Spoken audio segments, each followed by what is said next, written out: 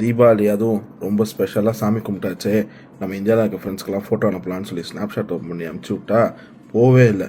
இது என்னடா புது பிரச்சனையாக இருக்குது அப்படின்னு சொல்லிட்டு பார்த்தா திடீர்னு ஏடபிள்யூஎஸ் அவுட்டேஜ்ன்ட்டானுங்க. ஏடபிள்யூஎஸ் அவுட்டேஜா? அப்போ எங்கள் ஆஃபீஸு அப்படின்னு போய் பார்த்தா எந்த அப்ளிகேஷனும் ஒர்க் ஆகலை, அமைதியாக இருங்க அப்படின்ட்டாங்க. சரி அமைதியாக இருந்துன்னே இருக்கவங்க பார்த்தா என் மேனேஜர் மட்டும் போய் பார்த்தா ரொம்ப ஆர்வமாக ஒர்க் பண்ணிட்டு இருக்காங்க. நீ என்ன தாத்தா ஒர்க் பண்ணிகிட்டு இருக்க அப்படின்னு பார்த்தா எக்ஸலில் உட்காந்து வீலுக்க போட்டுட்ருக்கு. அப்போ தான் சொல்கிறாங்க, டேய் நீ இன்னைக்கு வந்த க்ளவுட்ரா, நானும் எப்போலேருந்து எக்ஸலில் பேக்கப் வச்சிருக்க வேண்டாம், எக்ஸல் இஸ் பெஸ்ட் அப்படின்னாங்க. ஆஹா இப்போ தான் புரியுது ஏடபிள்யூஎஸ் எவ்வளோ சூப்பர்னு சொல்லிட்டு. அப்போ உடனே ஏடபிள்யூஎஸில் ஒர்க் பண்ணுற என் ஃப்ரெண்டுக்கு ஃபோன் பண்ணி கேட்டேன், என்னடா இஷ்யூ அப்படின்னு கேட்டால், ஏதோ டிஎன்எஸ் ஃபெயிலியரா. ஏண்டா ஃபோன் புக்கை பார்த்து சொல்கிறதுக்காடா முடியாமல் வச்சுருக்கீங்க, அது அவுட்டேஜாக இமாம்பர்ஸ் ஆகிடுச்சு. இதுக்கு தான் என்ன மாதிரி ஒரு பட்ஜெட் பார்த்து நான் அவனை கூட வச்சுருந்துருக்கணும். எப்படி டிஎன்எஸ் பேமெண்ட்டை கரெக்டாக $5 வச்சுருக்கலாம், ஜிப்லாக்கில் முந்திரி பருப்பு உள்ளே வச்சுருக்கலான்னு சொல்லியிருந்திருப்பேன்.